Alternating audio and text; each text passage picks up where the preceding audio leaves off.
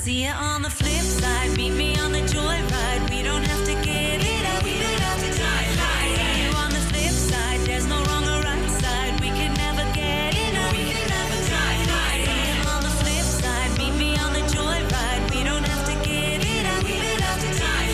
See you on the flip side, there's no wrong or right side. We can never get enough, we can never die.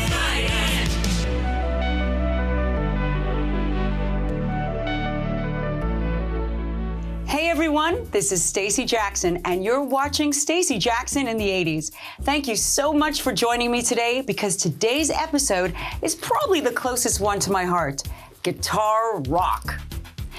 My biggest influences growing up in the 80s were definitely those coming out of the rock world.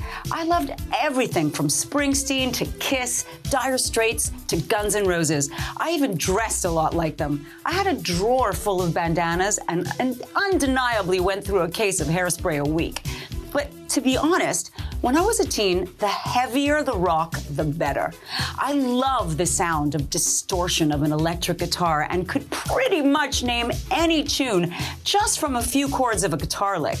You totally know what song's playing in the first 2 seconds of Sweet Child of Mine or ZZ Top's Sharp Dressed Men. And how about Ozzy Osbourne's Crazy Train and Joan Jett's I Love Rock and Roll, right?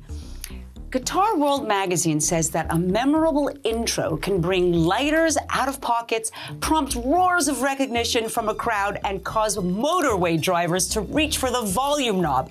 So my first few songs on today's episode will have the most recognizable intros that I think pretty much everyone who's lived through the 80s will know. And when it comes to naming the top rock guitarists in the world, Slash is probably at the top of everyone's list. So on that note, I'm choosing to kick off this week's show with Sweet Child of Mine by Guns N' Roses.